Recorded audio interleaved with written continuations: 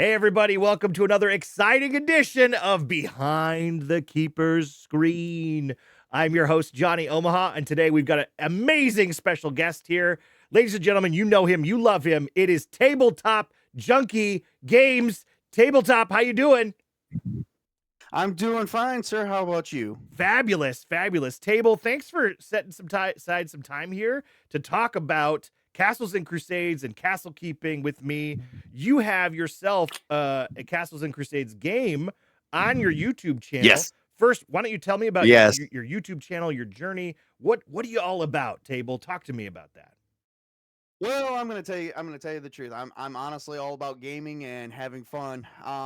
I would use the 1980s slogan, but that was the 80s. You know, if you remember the 80s rock slogan, we just wanna have fun, have a good time, get loaded. You know, that's all I want to do is roll some dice and bring people together. Awesome. Because that's what gaming's all about. Yes, it is. It is all about that. So, how long have you had your YouTube channel? About 2 going on 3 years. Okay. Awesome. Awesome. And what do you do? What do you do on that channel?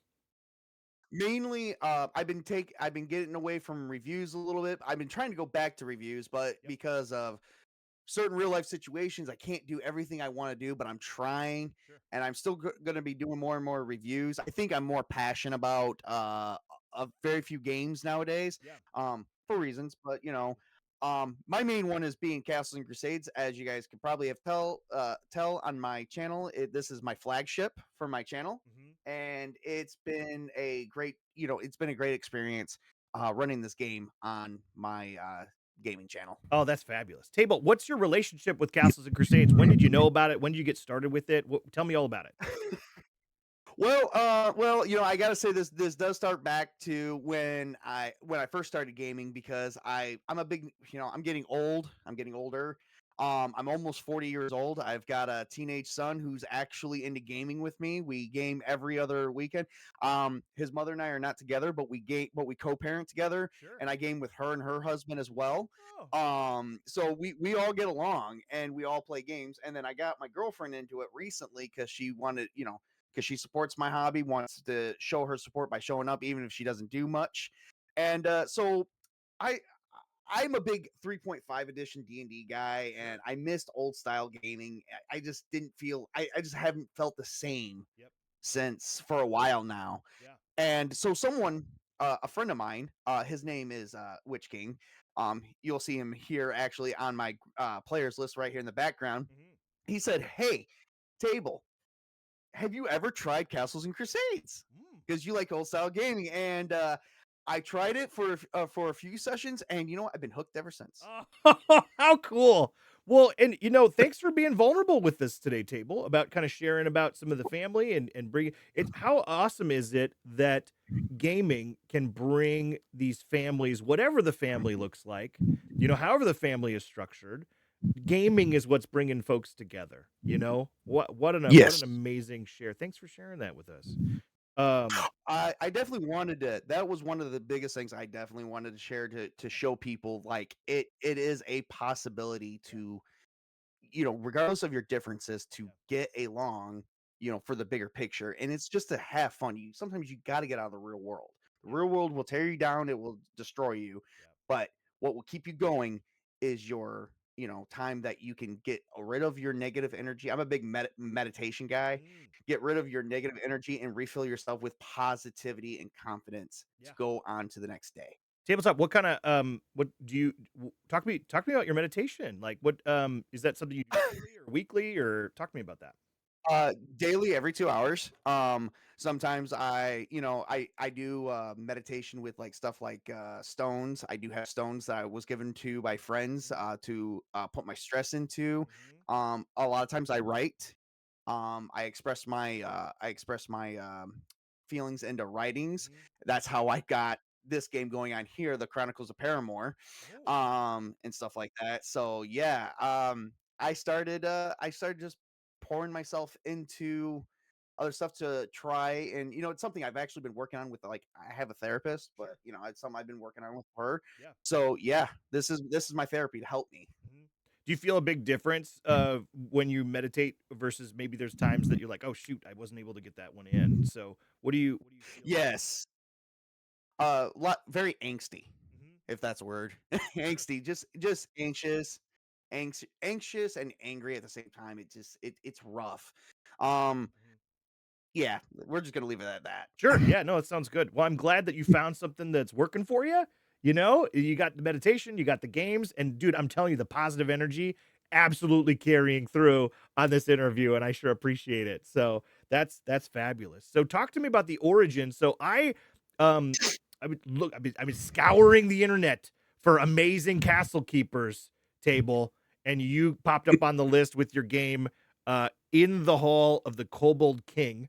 Right? Is that right? Is that what this was? Yep. That is a one small chapter of a larger adventure. Oh, wow. Wow. So talk to me about it. Yeah. So I've been doing a lot of pre-reading of of history and stuff like that, history of Yeah. gaming, some old gaming modules and stuff like that. Mhm. I've been just looking through for inspiration, and one day I decided, well, I am going to make up. And what really got it for me was, as much as everyone probably gives them credit, what really got me into it was the Critical Role Tales of Exandria. Sure. Um, how they stuck to one campaign, and then I actually ended up meeting a few other writers Mhm.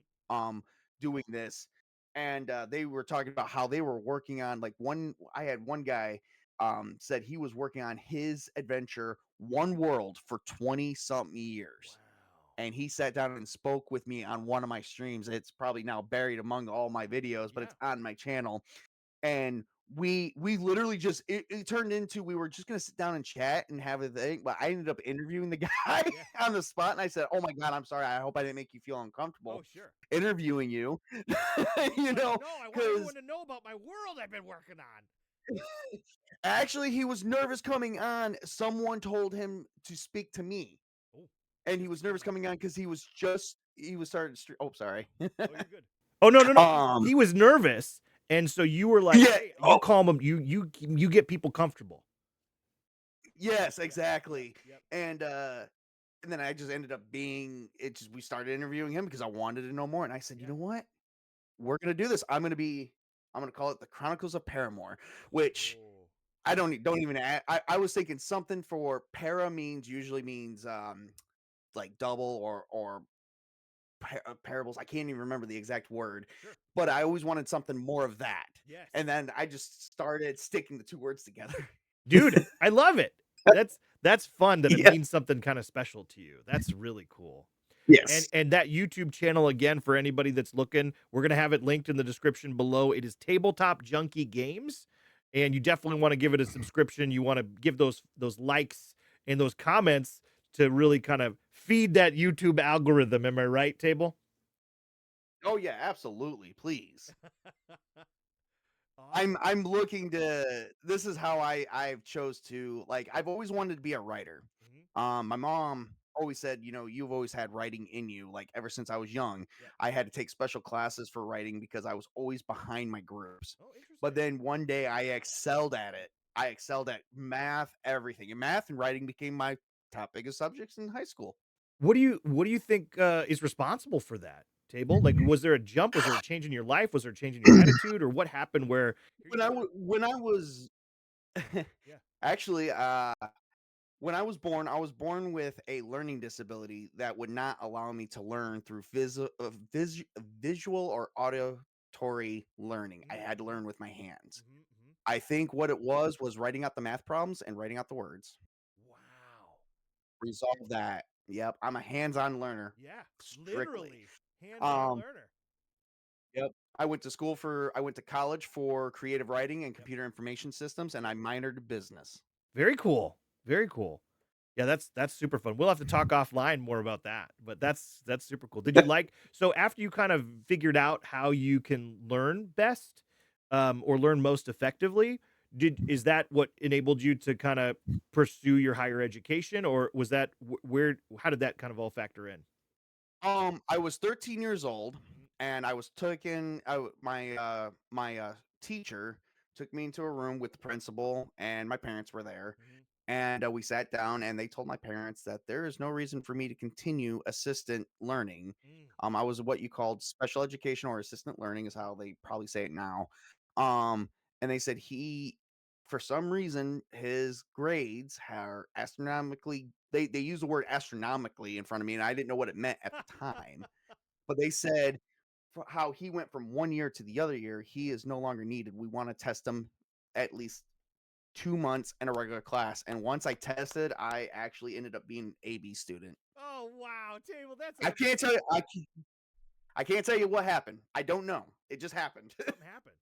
Well, I love that you were It saying, could have been a yeah, puberty thing, like a thing of coming of age. Could yep. have been that. Could have been anything. Your systems came online, like yeah, there's a lot of growth that happens. Well, whatever it was, we sure are Mm. thankful for it. And it sounds like it's really, and the thing I love in watching the game, and you'll be turning on in the game in the background here, it's really fun to see kind of everything you've kind of put together. So we'll keep an eye out for Mhm. that. Literally, you kind of show us behind the keeper's screen in this video, which I think is really fun. Yes. Yep. Well, we're actually going to so all my players got me into Foundry, so Yes. I ended up getting that. I've got another player that is going that we're talking into the works now about becoming a co-GM of mine. Yep. And he's going to be making maps for me, but he's already promised that he wants to be a player and Okay. that he will not metagame. We are hoping to bring more realism and more animation to as time goes on. 2025 is going to be where we start making the changes. Wow. So very cool. So yeah, so what we're seeing behind us here, so you are playing, it looks like it's an online game then, is that correct? Yes, it's Foundry. Okay. So you've got your players, are they all remote or do you know them all, or how do you know, or how would you get everybody together? So I met so all these guys I've met online, Mhm. except for Mrs. Tabletop. I went to school with her in middle school. We actually attended the same class before we both graduated out of special education together. Oh, So I've known her for over 20 years. wow. Yep, yep. And then my other player isn't in here. He couldn't show up for this session, but his name is Ironcaster. He Yep. got into gaming with me when we were both 18. We both attended high school together as well. Because I had the parents that moved me from school to school. Mhm. So I met Mrs. Table in one school and I met Ironcaster in another school. And he's the one who helped me put some of this together here. And he's helped me put more together as we continue. I just had a meeting with him today about that. So Well, you yeah, believe know. it or not, so Table, you are our first castle keeper that we've had on behind the keeper screen. We've had a lot of Roll20 users. This is our first Mhm. Foundry user. Tell people that might not know about Foundry, maybe what's maybe like a little brief overview about Foundry. Have you used Roll20 before? I have, And and maybe that's a all I'm going to leave it at. maybe, yeah, maybe some differences if you don't Yeah. mind sharing it. We don't have to slag them or anything, but maybe some differences of why you Right, right. decided to go with Foundry versus Roll20. We've seen Roll20 in the past on behind the keeper screen, but again, this is our first kind of Mhm. introduction to Foundry, which I believe Rip Tabard Adventures is actually putting together the Castles and Crusades Reforged for Foundry. So exciting to know Oh yeah, I about saw this. that. So yeah, talk to me about Foundry.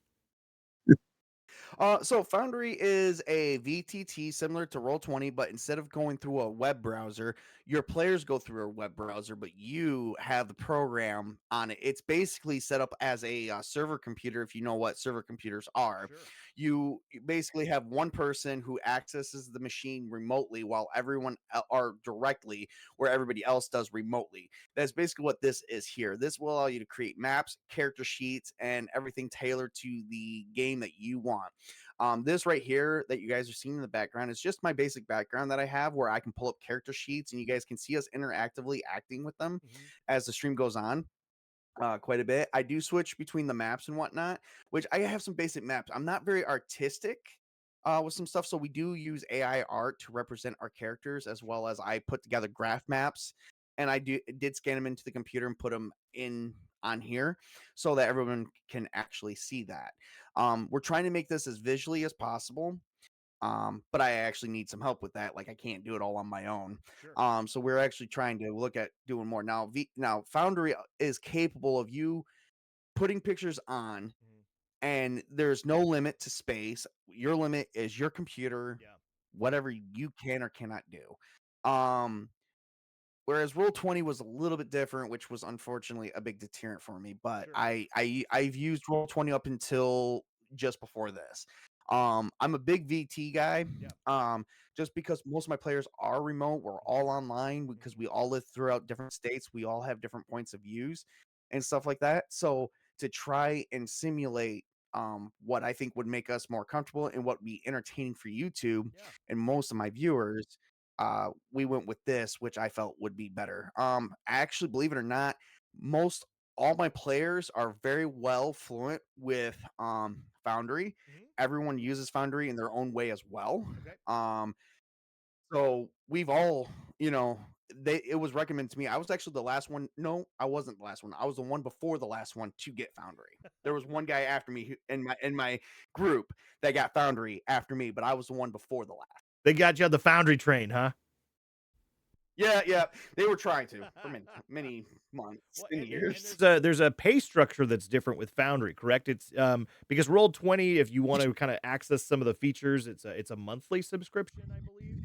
And with Yes, and Foundry, for this is a one-time fee. mhm, that's That very was a cool. big turn on for me. Yeah. Well, and I bet too with your background in computer science, like it's kind of nice to kind of be like, hey, it's kind of my server, and I kind of get to do what I want to do with it, and nobody else is in there. Yes. Yeah, that's gotta be fun. Yep.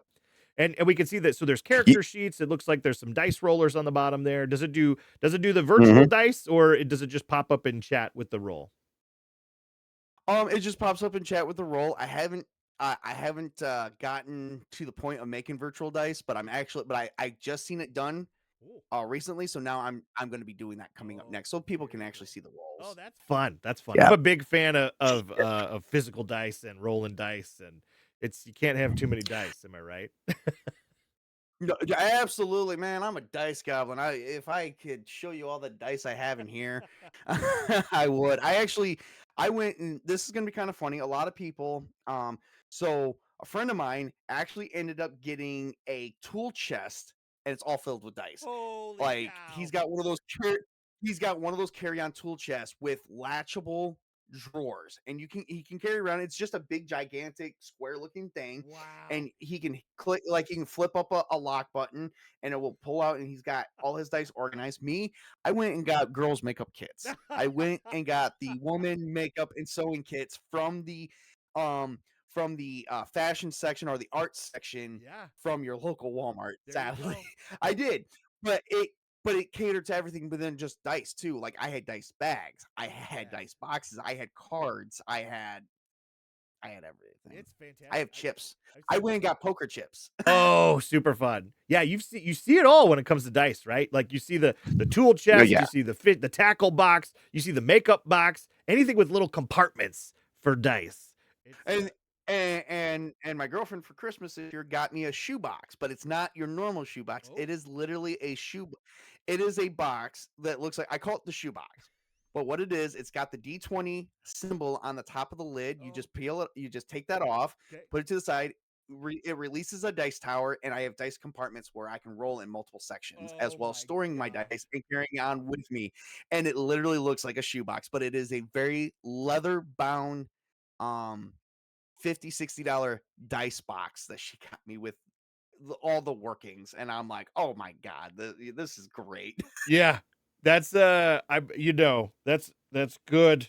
That's fun stuff. I'm like, man, maybe it's time to level up from girlfriend on that one table, but I'll leave that there. Because when let's somebody yeah, let's leave that there. when That's another story. That's right. When you get Another time, when sir. you get a great present like that, that tells you some stuff right there. That's a love language right there. Oh, she's my well, I will say that she's my last. Oh, You know that this is it. Like I said, I'm pushing 40. If anything happens to us, it's just like, yeah, I can't do the dating scene in today's time. it is. If I do the dating, I will date gaming. Yeah, I will that's right. date That's right. Castles Crusades before anything else. That's Like right. it's my books. I love it. I love it. That's fantastic. Well, and it is kind of in a way, picking your gaming group is very similar to kind of picking partners. So you said you kind of knew everybody here and you guys have been Mhm. gaming for a while. So how did everybody tell me about your players and their characters and maybe the campaign here and how this all kind of came to be? Well, it was a funny story. Archer Collin, which is the guy up top, reached out to me and asked me if I could teach him Castles and Crusades because I was actually hosting it on Twitter.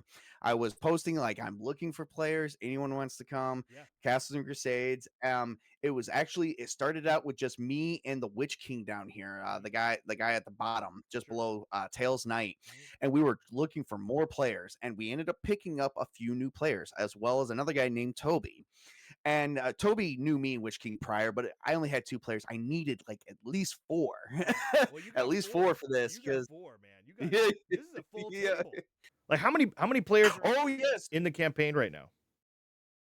right now, they don't. If they were all to show up at once, it'd be 9, including including a 10th that I play because my friend Sparta Chris, who is also the third one down, just below Mrs. Tabletop, Yeah. and Mrs. Tabletop too, suggested that they wanted like to see the GM take a little bit more of a player's role and try to switch between castle keeping and playing and having their own character to grow with their Oh, characters. very cool. Table, tell me about that because we have not seen that as well. So this is a bunch of firsts here for behind the keeper screen. So actually, Yeah. so you got So a full-time character, not just one that kind of comes in and out. You got a full-time character playing with this group. yes, yes. So, my friend Toby plays an orc named Greenie who was raised by halflings. Mhm. His brother just joined the fray with him, looking for him because unfortunately their halfling father was both killed. Oh, Um, he was killed in a separate session that I was actually hosting with another group, which was actually my children. He was killed off by a Krampus that was actually from the Monster and Treasures guide that I used for Christmas. So Tren went looking for his brother Greenie to see what was going on mhm, and where he's been because he's heard multiple rumors of some stuff going on. mhm. Greenie has been kind of towing the line between lawful good and neutral good, Okay. which unfortunately their deity was more or less lawful good. So he went looking for his brother because he's of age. He is a halfling paladin. And and him and his brother got into a little bit of a fight. I ended up bringing this character in because everybody wanted to see me play it as a player, not as a full-time CK, Sure. only for the simple fact they just wanted more interaction with me, Yeah. more personable interaction with me, Sure. which is fine. Everybody was on board with it. Yeah. So I was like, okay, well, I guess I'm gonna do this. Yeah. you know, so I it is hard. Yeah. It takes a lot of talent to do it. Yeah. But I took up the mantle to do it because if my players request it, I you know I tend to try and fulfill for what they request. I can't always do everything, Sure. but I can at least do some things, and that was one of the things I did for them. So, Table, how do you make the shift when you're playing to like, and how do you know? Because you basically have two pedals that you can push, right? You Yep. you got your castle I keeper pedal and you got your player pedal. So, how do you navigate between those two? I'm actually so glad you asked that Mm, because in case a lot of people don't know how to do it, I when I speak of trend, when I say okay, trend's doing this, mhm, I will let them know what he is currently doing aside from how I'm describing the scene. mhm. I will describe the scene. I'll say, while this is happening, okay, I described the scene, guys. Here's what Trent's doing in the scene. And then I will let them know that Trent is speaking and that the castle keeper is, be back in 5 minutes sign. Yeah, there you so, go. you know, and to let them know that if you're going to interact with me, you're interacting with me as Trent, not the castle keeper. Yep. And then when Trent takes a breather, which he does a lot Mhm. because the shift is very difficult, but I am learning a little bit better each time I play For how to do sure. it. Yeah. I will say, okay, if you speak to me, you got to let me know you're speaking to Trent by stating his name Yeah. and that you're speaking to him. Yeah. But if you're going to speak to me directly, you have to know that you're speaking default to the CK. There you go. It's good. It's got to be so good to set up those kind of ground rules for communication because it could get really confusing really quick. Yes, yes. We've gotten confused a couple sessions. Not Yeah. the whole session, Yeah. like once or two He's like, instances. wait, who's going on what? Who's on first? Are we training? Are we castle keeping? Or what are we doing here? What's going on? Yeah, exactly, exactly. But you know what? It's also a good way. Um, it is a good way to keep them in character too, because they do like to break character, quite honestly. And they're not new. None of these guys are like new at this, except for Mrs. Tabletop and Spartacus. They're Yeah. new. The rest of these guys have been playing games for the better part of 18 plus years Oh wow. and been doing this. Actually, a couple of them are actual LARPers. Oh, really? Um, so they yes, and they do events throughout the year. There's a couple times during the summer events that a couple of them will not be available for the whole summer. Cool. Do you notice your players that do LARP versus don't LARP? Do they kind of play the tabletop game a Yeah, little because bit? I haven't. Yeah, because I don't know when they're talking out of character and when they're not. Oh, so they're really in character. Your Yes. LARPing players are always Yeah. okay. That's cool. So yeah. How do you parse that? Like if you're like, okay, do you have to think about them as like are they what are we talking in game or what are we doing there? Well, honestly, Johnny, I'm gonna be honest with you here, sir. I have not mastered that at all yet. We are still having that issue, Yeah, yeah. and and some of these guys have been here since the very first session. We are on. I just checked today. I'm on video 39, and we are still having this problem from video 1. Oh my gosh. So Well, yeah, there's been no resolution on that yet. and so this because I'm coming into the fray here at chapter 6. Episode session Yes. 1 of chapter 6, which is that your most recent kind of start here because it was about 2 months ago that you guys started this off. Yep. This is my most recent start. Yep. They are still in the mountain. They originally went to a place called Fort Gully, Mhm. which was actually a fort in the mountains made by the humans, and they heard that they were going to be attacked by a band of orcs, which they end up being. Some of them ended up being orcs, but mostly ended up being goblins controlled by the Goblin King. Mm. Um, it was either goblins or hobgoblins. I think it was hobgoblins more or Yeah. less. But I kind of am a big fan of the famous orchestra song. What was it? What do they call it? The In the Mountain King or whatever. It was Oh, actually in the made hall. Yes. long, long ago in the Hall of the Mountain King. Yep. Yes, and Ba, um, ba, ba, it ba, was ba, actually ba, used in the ba, ba, ba. original. Yeah. Yeah, yeah, you got it. I Yep. love that song. Yeah, I it's a love good one. orchestra as a Yeah. guy, as a person. It's very inspirational. Yeah. So, now we are actually now the kobolds and the goblins actually share territory, Mhm. but they didn't care because they've been pushed off to the side while the humans and the other races are pretty much just inhabiting the overworld and whatnot, and they're pushed off into the mountains where there's hardly anything to grow. Vegetation is scarce and Mhm. whatnot. Originally, it's kind of where they're from, but they want to expand too, right? Oh Come yeah. on, let them expand, right? Yeah. But they want to expand in their own right. Yeah. Oh They yeah. don't want to share. So No. end up being a problem. So now they took out the main hobgoblins. Now they're working on the kobolds, which has, and I cannot reveal this right now to you because unfortunately it's going to be revealed today Oh. on the upcoming session. You're going to find out who the real king of the kobolds are. So let's see. So for people, because this probably won't hit air to the day we're recording it. So for people that it is, we're recording this on January 17th. So you want to go back and you need to see what's going on with Tabletop Junkie Games with this episode that's coming out January 17th. So go back, go watch that. It just came out most likely. Right. Well, depending on when this happens, because the session I'm talking about will happen in like 5 hours. Oh, Um, yes. So that is yeah, live. Yes, yes, and yes. we're about to make a major reveal on a few Ooh. things, because there's a lot of mystery still with Paramore. Number one, everyone is still trying to figure out whatever happened to dragons, because there was a situation between dragons and other species a long time ago, Mm. but they haven't been seen in over 1,500 years. Nobody knows where they're at. Ooh. We're getting ready to reveal that the humans, it is common knowledge and it's been placed that humans of this current continent we're currently on, which is called Aberdeen, Mhm. um, is originally mostly barbarian tribes until someone from the eastern continent, a band of people trying to flee the eastern continent from an empire, actually came over here to Aberdeen to seek freedom and actually united the barbarian tribes under one place of kingdom known as Evermore, and that was known as King Byron the First. Okay. And he believes that everyone should be equal, no matter if you're an elf, dwarf, orc. The only problem is orcs didn't see eye to eye with him, Yeah. so he had to make some hard decisions, a lot of hard in-game political decisions. Mhm. Which that's the only politics I deal with is whatever happens in my world. Awesome. I like that. So I like that. yeah, Let's keep the politics to the yeah, game. Yes, not what's going on. Yes, exactly. yes, yes. So there's still mystery. We haven't even got to all those, and we're only in the first age of my world. I plan on being many, many more. I want 7, 8 different ages. There's going to be hundreds of different deities that that people can choose from. There's going to be crusades.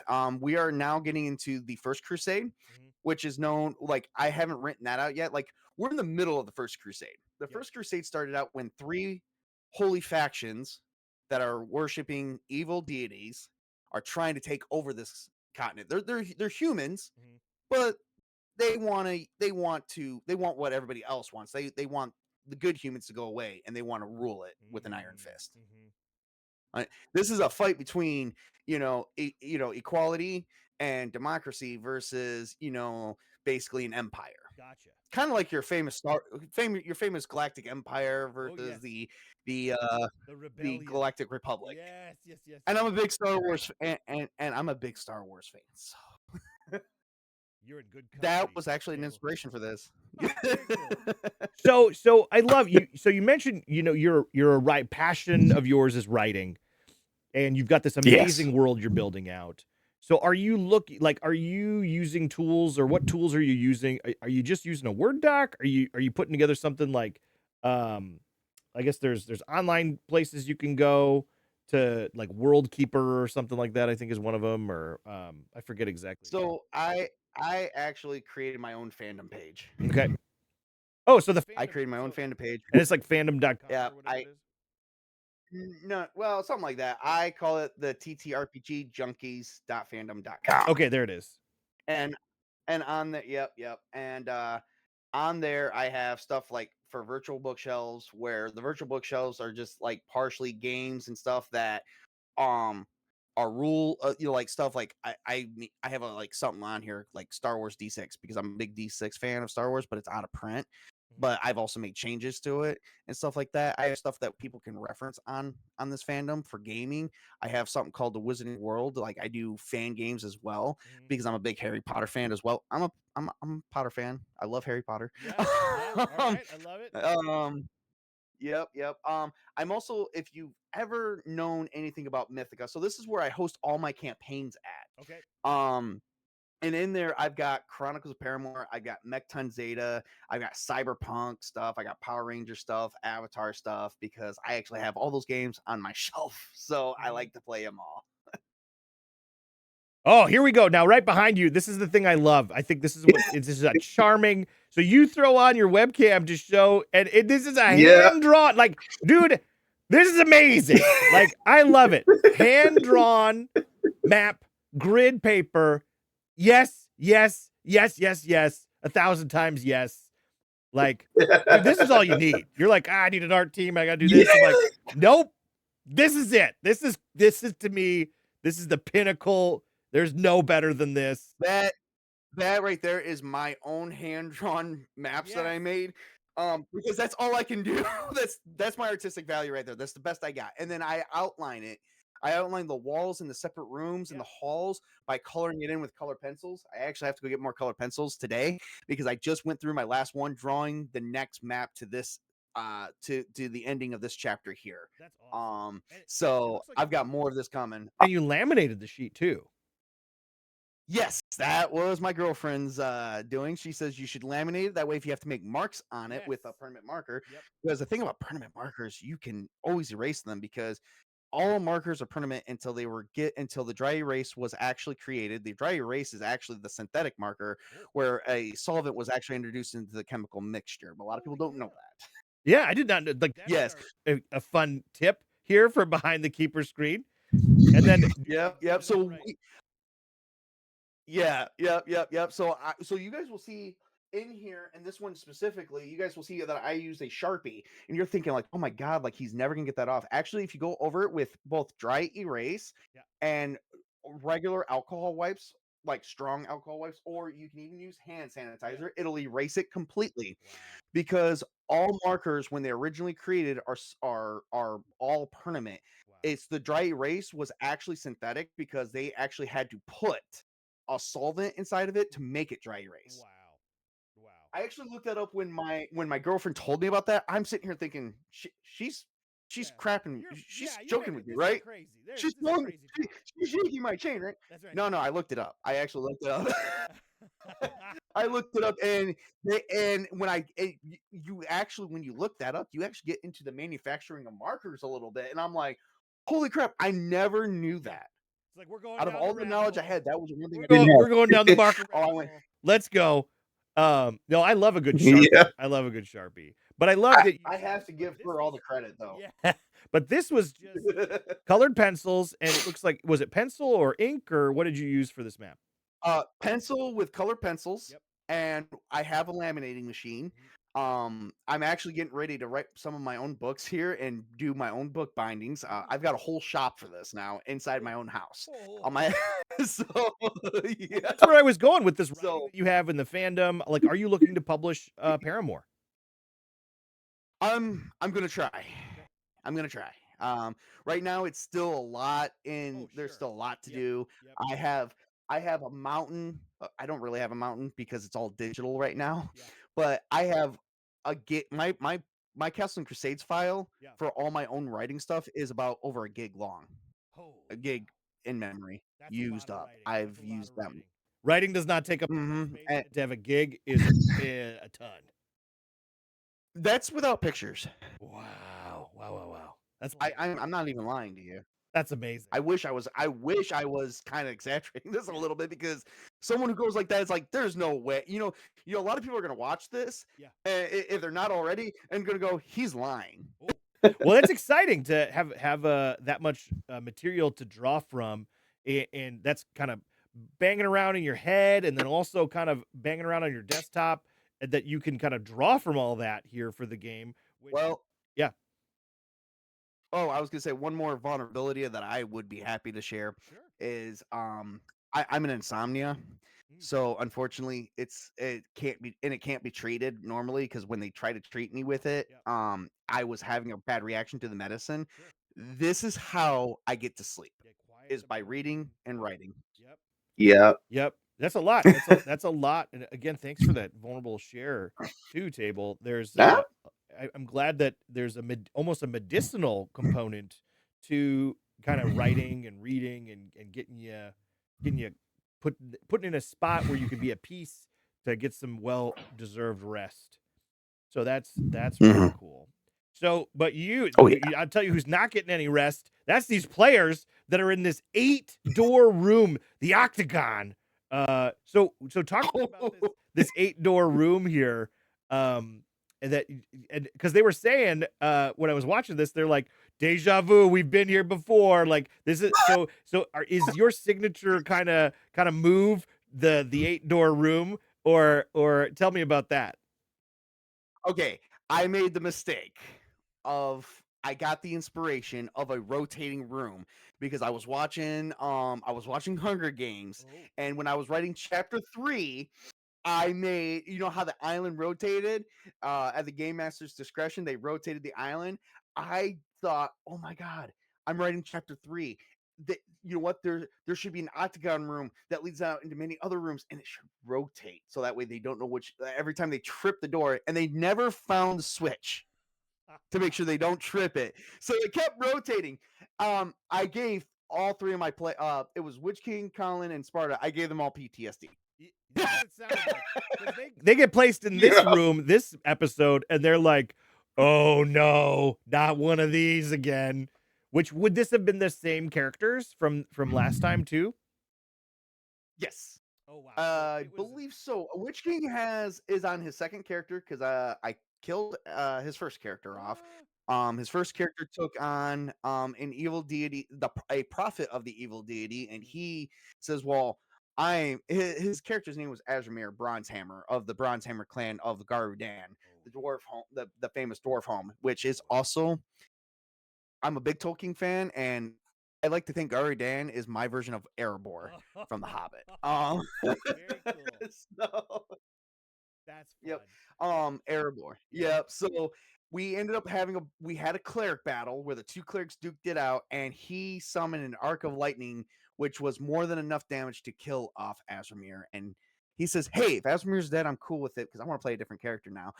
Um, so I said, "Yeah, he was finished." So they actually had a so Athar, which is Spartacus's character, Mhm. and Shadow Wolf, which is Colin's character, they had a ceremony and everything for him. They took him back to his people. Oh, that's a fun role. I mean, I got to be careful when I say fun because obviously, real world death is different than in-game death. But it's a Yes, unique absolutely. opportunity to role play and kind of honor and tribute these because I don't know. I'd be interested in your thoughts on this table. Like when I think there is a little bit of each of us in our characters. Like there's some part of each of our Yes. personality that we do inject, and I think it's can be kind of fun to like honor and respect and acknowledge those little bits of us that we put in our character. I know it's just like, oh no, I'm not my character. I don't know. I think there's some little bits that we put into our characters. What do you think? So so I agree with that. So Witch King could not figure out where to go with Asmir, so he was getting kind of Yeah. and he said it was okay for me to share this. He was getting I think he was getting kind of frustrated about Sure. that, so Sure. he was ready to try and start from scratch. Oh yeah. Nothing But wrong with he that. had a little bit but I feel he had a lot of Asmir to still explore. Hmm. It's just with the leveling system with Castles and Crusades and stuff like that, it's kind of hard to move around. But he, we spoke about and he thinks that he got across of who he wanted and he fully matured into Azamir, where now he's playing Alark Westmain. Hmm. And he ended up finding out that in their first campaign, Alaric was actually a fighter that was traveling the world. He left home called Reisendorf. Well, in the very first adventure of this, Reisendorf was taken over by a clan of orcs that actually ended up taking over the town and, for the lack of a better term, enslaving the town, Oh um, capturing the town, basically territory, stuff like that. yeah. Um, They were looking to expand, like you so said. right. And the orcs were coming down, and their characters couldn't do anything about it. That was Azimir, Shadowwolf, and another dwarf named Rubble, Hmm. whose player unfortunately isn't with us anymore. He had to go off to other things, and so his character is still alive. Hmm. Rubble is still alive in Paramore. He's just fighting right now. Just the dwarves are having an issue with the orcs, so he's fighting with his brothers, and he's the littlest, the youngest Hmm. of his brothers, and he's out there teaming it up with them right now. And they actually, right now, there is an NPC that's traveling with them in this session, not this one. Yep. I think it might have been the next one after this one. In the next session, same chapter, that they meet Rubble's oldest and strongest brother. Oh wow. And To tie it all yeah. together. That Yep. dude. And That's cool. yep. That's cool. And the orcs that actually killed many of his friends, and so far we haven't discerned if it was family yet. Hmm. Um, there was an axe that was used for dwarven slaying. It was it was an axe to slay dwarves personally, and Ooh. you get bonuses for dwarven. Well, he decided that he's going to play it off. That he's going to pick up that axe and he's going to kill orcs with it. He's Whoa. going to use an axe of dwarven slaying against orcs. And I'll everyone, show you. when I did that next session, they were like, "Oh my god, like table, how's that going to work?" Like, "Oh, well, the axe is going to function like a normal axe. It's just he's not going to get the special bonus because Yeah. he's not attacking dwarves with it. Yeah. It's he's going to use it because the axe tastes the blood of his brethren Oh. and his friends. He's going to make sure that tastes orc blood, and he's going to make sure it's going to choke it all down." Oh. So they're like, "Oh my god, that was so cool." Oh. I hope he doesn't cut himself shaving though, because it'll hurt really, really bad. Oh, dwarves, they never get rid of the beards, That's man. You right. know That's that. right. Never do that. Never do that. That's hilarious. But So yeah. I haven't been able to play him in a while, but I mean we got some stuff, but maybe tonight there'll be a change with that. Hmm. Um there might be a change with that tonight because, like I said, new session, and they're in the final stages of this chapter right now that will be covered at some point today, January 17th. That's right. That's right. So but in this current video that we're currently seeing, yes, all my maps are hand drawn. Mhm. The Octagon Room was actually that was inspired. I just didn't make these ones rotating because I was like, oh god, we're not going through this again, because they literally got into a hour argument on stream that you guys can see in chapter 3. All my players got into an hour argument because one person fell into water because because the Octagon Room actually was a bridge. Oh, That okay, was it. gotcha. Was the bridge. Whereas originally the sides here, Yeah, you could only get to the other rooms if it was to turn anyway. gotcha. So you literally can only go from one door to another door. Mhm. But you could. But see, here's the thing: for those who have vertigo, Mm, you wouldn't be able to tell the difference if it was to shift. right. Yeah. Yeah, So there'd be like I purposely did that. yeah, like a con check to be like, "Hey, are you dizzy or not? Like, what's going on?" Yeah. Actually, I made it as a wisdom check to see if they were recognizing that the room was turning. Oh. None of them passed. Oh, None of them geez. ever passed. Man. So I said, okay, I like the Octagon Room because it Yep, allows them to go off options, gives them time to pick a door. Because that's if you guys think about it, yep. if anyone really thinks about it, that was actually a basic room back when first D&D was ever made. Mhm. They said, you enter a room, pick a door, one, Yeah. two, or three. Yep. It's in every show. It's a trope used in every show. Yeah. Still used in every show today. Wha Um, and to tell you guys how old I am, my favorite show when I was a kid was a show called Reboot, which was the first computer generated show that was actually modeled after Tron. Table, I love Reboot. Yes, You are thank you. we are fast friends. Oh yeah, we're kindred spirits. That's Sir. right. There it is. There it is. Yeah, Reboot was great. What's behind door number 2? Yeah, and remember, Reboot actually had it where the programs rebooted as D&D characters. Yes, that's right. There's one episode where they did that. Yep. Also, I hated Mike the TV. I thought he was kind of annoying. Oh, that was my but Mike but TV reference. I What's behind door number 2? Yeah, he's hilarious. and it's me, Mike It's the TV, and everyone's just like Mike. it's fun. So any well and like you were saying kind of before with roles before we went into my fanboy of reboot here. So you what I thought was really interesting, and as we get into the combat this will kind of be a little bit more apparent, but you were actually doing some really cool rolls where not only were you rolling to hit, not only were you rolling for damage, but you were actually rolling location as well. Like where did you hit someone? And I thought that was really Yes, interesting. I. Can you talk to me about that? Oh yes. Actually, if you go through, if I remember correctly, either the player's handbook Mhm. or the Castle Keeper's Guide, they actually have a option where it tells you how to do that in one of Cool. those two books of Castles and Crusades. And I just adapted that. I said, I love it. I love it because Cyberpunk 2020 did it. Yeah. Cyberpunk Red does it. Mhm. We're gonna do it for here too. And I also did it like that because because you gotta make the thing that I always had issues with D20 gaming, Yep. and I say this is battle always lasts too long, but if you hit a vulnerable spot, it should do double, if not four times damage by itself Oh, without wow. any. There's no magic. It's if you attack someone's head, Yeah. realistically, on a medical standpoint, if I get a concussion, I am not going to move or box the same exact way. Right. Um, I actually studied martial arts. I got my kids in martial arts. Okay. So if you strike the head enough, especially with the sword, you're going to get decapitated. It's simple as that. This is just basic physics. Yeah. All it is. So I do hit location to give my now see, I don't do hit location to my players. I do it the other way. So that way it kind of gives them an advantage. Sure.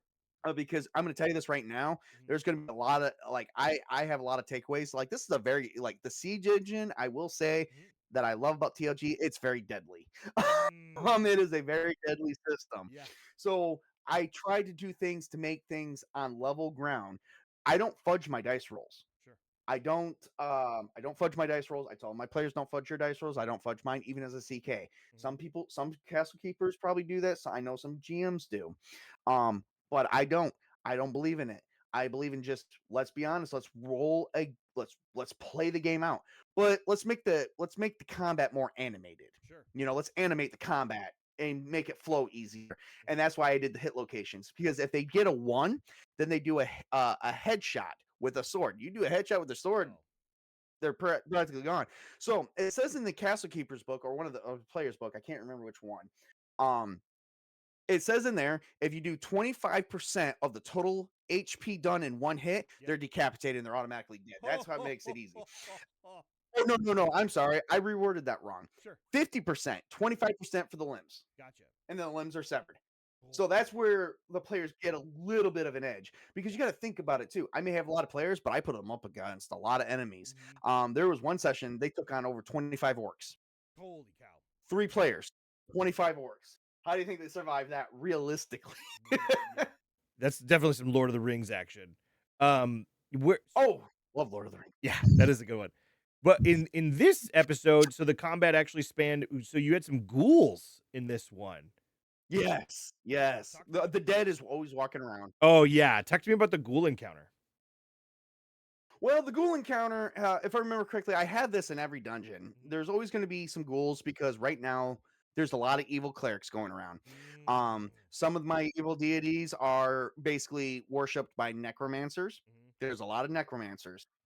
There's a lot of and they're trying to make the world or this part of the world in their own image. Everybody wants to be the leader. It's kind of simple.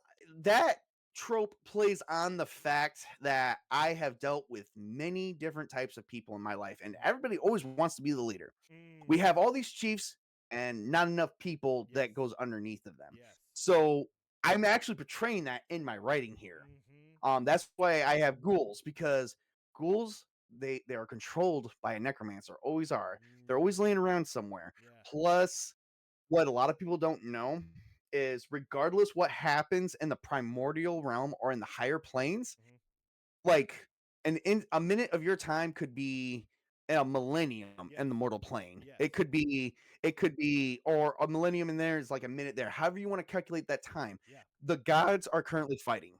There Mhm. is a god of destruction that wants nothing more than devour all gods, good or evil, Yeah. wants to devour every plane of existence, just devouring. Um, and he's a demonic spider. Oh, wow. Yep. I If kind there of was got that gonna from be Lovecraft. Yeah, if there that's if there's ever gonna be, something that's gonna eat everything, it would be a demonic spider, like, for sure, hands down, Yep. no question. Yep. Checks out. Um, Exactly. yeah, this is really good stuff. I'm a big God of War fan, so my deities have personalities, Yeah. each and every one of them. Every god I make has a personality. Each species has their own. Each species, race, whatever you want to call them, has their own god. I play science fiction, so when I say species, I think of science fiction. When I Sure. play fantasy, I think of race. Yeah. Each one has their own deity. There's the God of War, who is an orc, but he's neutral. Mhm. And see that just goes ahead and shows that my orcs are not inherently evil. They're just easily manipulated by inherently evil deities. That's Or fine. Yeah. not inherently existential evil. Well, Um, Warcraft but kinda does the same thing with their orcs, right? Like, that yep. there's an extra planar Well, they're entity. just well, the way I took it, because I did play a little bit of Warcraft back in the day. The way I took it, they were fleeing a dying realm Mhm. and they came over here and humans didn't want them here. Right. This is our world. Yeah. Yeah. So but in the end it's like from their point of view, what are they doing? So Gore isn't he's neutral. He's not for any particular side or anything like that because he's the god of war. He supports all battles, all wars. Mhm. If you want to do it and you see a reason to do it, he sides with you. Yeah. So that how does that come out with this session, the pantheon of your gods? Well, okay. So this session, particularly right now, Yeah. it's the existential evil that's actually going on here. Mhm. The Kobold King, basically, the kobolds have been trying to. Okay, so there's a actual faction. I can't remember which deity it was. I think it might have been the one of tyranny. Yes, the god of tyranny Mhm. is his clerics are trying to rally all of these species together and go, hey, we have an alliance. Let's Yeah. make an alliance. Yeah. And if we make an alliance big enough, kind of like the Horde Yes. from Warcraft, Yeah. we can wipe out the humans, the elves, and the dwarves. Yeah. So this is actually a small faction because they ended up stopping the greater alliance army, and they kind of just fractured out. Yeah. Well, This is actually just Mhm. oh, go ahead. Oh I yeah, was just saying all I was gonna say is the infighting would absolutely tear them apart. Those evil races, yep. you need a big bad to unite them, and then if they hit their goal, So the it's all bets are off. So if you remember correctly, in the early on in the interview, this I told you this adventure takes place with Fort Gully, a human fort Yep. that is actually controlled by humans. The kobolds and the hobgoblins are trying to actually take that to gain a foothold in the human area Sure. and territories, one small thing at a Yeah. time. Yeah. And this is inside the mountain you were talking about, the fort. Yes, yes. Oh yeah, and inside the mountain is it's now see this has been my I think this has been a great couple chapters. Chapter 5 and 6 when you go inside these mountains, Yeah. my players have found out that there is an ecosystem Yes. that has trees, life, magic are all inside the mountain. The mountain is not just ore, it's caverns, Mhm. caverns of trees, water. There's water that's being filtered as clear water that is healthy to drink. Mhm. um, Healthy water is kind of important for a Yeah. lot of reasons. Yeah. I don't want to disclose, but I would be happy to disclose behind the scenes with you. Cool. So I'm a big fan of making sure we promote healthy water and make sure that we keep things unpolluted. And Yeah. they ended up finding on the next session, I think it was the second session of this, they ended up finding a monastery of that was actually abandoned, and it wasn't abandoned, just the monks are no longer there, and it Right. was controlled by monks. They were actually dwarven monks, and Oh. they are known to be the cousins of the dwarves from Garudan that nobody has. This is all lost knowledge. Yeah. This is knowledge that they are just now finding out that we're on. I'm a big archaeology guy. Yeah. I love finding old bones and trying to figure out the stories. So table. So you've got this a heavy, heavy lore dump here. How are you Hmm. like? Are you doling this out for your players? Like, how do you syncopate that with the? I don't know if that's the right word. How do you sync that up? Syncopate. How do you dole that out to the players? I mean, are they going to go to the? Are you expecting them to go to the wiki to learn this? Like, how do you balance character knowledge, Oh, player I, knowledge, and castle keeper knowledge? well, I tell them it is on the wiki, but not everybody uses it. Sure. Not everybody uses my section, which is fine. So I try to tell it to them here, and they take notes on it. They have taken notes on my world to make sure that their characters would know that because you have so Archer Cullen is a big note taker because his character Shadow Wolf is essentially the lore master, but Mhm. he's also a rogue. He chose that class specifically. Yeah. He chose an elven rogue specifically because the elves for their longevity, a long life, and rogue because he's more of a scout and seeker. And so a rogue only kind of made sense. He didn't really have anything else like a bard or Yeah. anything because he's still seeking the knowledge of most of the world.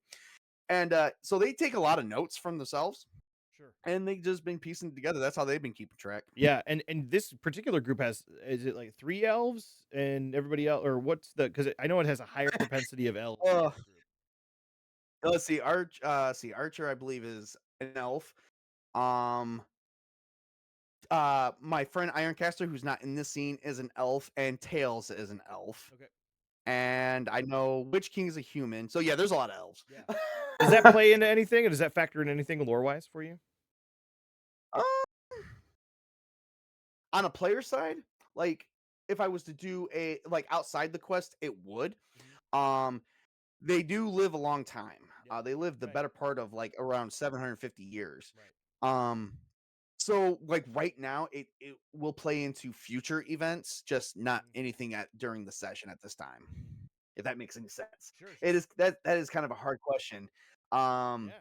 because there is still more. There's still more. There's still like this world is young, Mhm. very young. Yeah. Well, you And said I've this been is developing it for 2 years and it's still in development. yeah, you said this is kind of the first of many. You say the first crusade is about to get its legs on here. W Yep. Actually, the first crusade is already happening. oh, They yes. don't know it. Yes. It's not a wide knowledge thing. It's Yeah. actually more of a secret society thing. Ooh. Where there is a crusade going on. They're actually going to find out. So when we get into the last chapter, Mhm. last chapter of this campaign will be chapter 14. Yeah. They're going to find out that they've been fighting the first crusade for the better part of 25 years Wow. and did not know it. Holy cow. Yep. The Because the exact person who's running the crusade, yeah. the exact people, the exact group is going to make a resurgence as the Ooh. final arc bending thing. After all these characters age 20 years and take their negative modifiers, add with everything they've Yep. collected, Yep. give me some great flavor for the stream, give me great things of what they think would be good. Like you can see right here, I gave this guy the Cloak of Daggers. Yeah. We go through a lot of their stuff here. As you guys can see, we go through a lot of their stuff here because I try to show the characters of what show the viewers of what we're talking about with each character. Gotcha. Um, like whatever magical items they have, there's gonna be one final battle. And Mm. it's going to take place. They're going to be like level 16, level 17. Like the characters maybe only be 13 or 14 when we get there, Yeah. but the big boss is going to be like level 16, 17, hard to fight. It's going to be the arc ending for the first campaign. Holy cow. So how Mm-hmm. so Table, you've got I love that you've got this kind of vision planned out for where this arc is gonna go. How do you allow for player agency in while still respecting this arc of where you think you want it to go? Like that the player agency being that the players can still make choices that may affect the ultimate outcome of the story. How do you reconcile those? Actually, very easily. If they want something, if they want, I tell them if you have a request for anything, if you want your player or if you want your character to do a certain thing, if you as a player you want your character to do a certain thing, let me know and we'll work it in. And I tell them my inbox, Yep. my email box is always open to them. I have an open door policy with my players. Yeah. However they want to unravel the character's backstory even more, Yeah.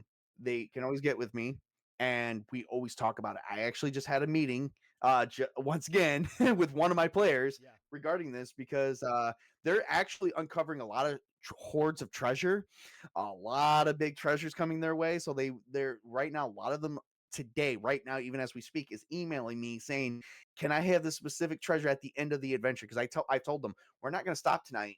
Right. Tonight's going to be a big finale for this chapter. We're not going to stop until it's done. So if you guys have special requests, let me know and I'll see what I can do within both the confines of my power as the CK and what I think is going to be fair as far as the mechanics allow me to do with each book. I take every bit of advice that the Troll Lord games, Castles and Crusades books, uh, you know, says in there. I do follow the treasure generation guide. I'm very adamant about not using my power that I can always do. Like I can do anything I want. I'm the castle keeper, right?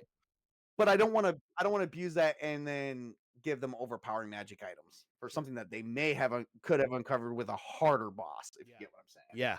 Yeah. Well, there's so much exciting stuff happening in this series, Castles and Crusades. We're on chapter 6 of In the Hall of the Kobold King. This is session 1.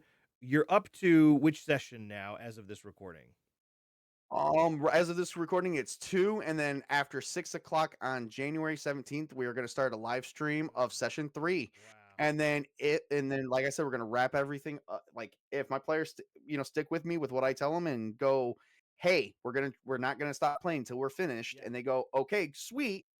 um, then we will be starting chapter 7 in the next week or so, and then we'll be about halfway through this first campaign. And I'm already starting to work on the second campaign of that. I've already got a few one shots I'm working on. I'm working on some one shots to the one shots I'm using to tell an extended lore part to add to it, to Yep. add more to it to the current realm I'm in.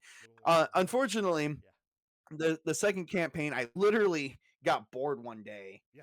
And the second part, I kind of made a famous island because I was watching Kong of Skull Island, Ah. so I kind of made a skull. Dude, there's nothing wrong with that. You gotta I love using tropes. I love using movies and books and games, especially that my players like. I love incorporating all that stuff because it's just a really cool way. So I don't think there's anything wrong with that. I love it. Well, so it's But tabletop. there's more to come. Yeah, absolutely. More to come for sure here at Tabletop Junkie Games. You are streaming on YouTube, or tell me about where you're streaming at. Right now it's YouTube. I'm getting more finances together because I found some more programs that will allow me to do multi streams. And once Yeah, I do multi streams, it will be Twitch and Rumble. But right now, go to YouTube. I am on Twitch and Rumble. You guys can go there and follow me as well. sure, But like my biggest one I'm trying to promote is YouTube because right now we're not there yet. sure. We're still the channel is still rolling in on some stuff. So Yeah, unfortunately, I spend a lot of my time buying books. yeah. That's where all my money goes. Hey, man, books are not a bad investment. So, and people can help Mm. you by going to the channel, liking, subscribing, commenting, visiting during the Yep. getting in on chat, interacting, helping you grow tabletop junkie games. Table, thanks for being here today. What final thoughts do you have as we're wrapping up this interview? Johnny, I hope I didn't disappoint you as a person.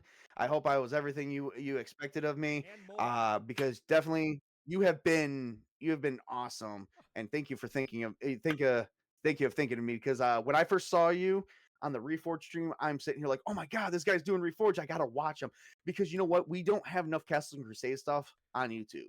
We don't have enough people doing it. Yeah. But now because of me and because of people like you, we might get more. So I'm hoping to see more. Yeah, I would love 'Cause I like to see other people's work too. Yes, I would love nothing more that I think we can I honestly, this is kinda I know how big D&D is. I think we can give them a run for our money. I think with more people getting the word out on Castles and Crusades and understanding how awesome the system is, how cool our castle keepers are, and just an exciting time. I think there's a new shift, and I think it's right around the corner, and we're getting our surfboards out, and we're gonna ride this wave. Table. Oh yeah, I've been riding the wave for about 2.5 years, and you know what? It was funny because I inspired so many people. Or at least that's what I was told by my friend Ironcaster. He says, "Dude, you're heralding a new generation of tabletop gamers. On top of that, you're heralding Castles and Crusades through it. Yep. You're practically speaking out on like he's like on Twitter. He's like, or back when it was Twitter, just before they changed to X. He's like, you were."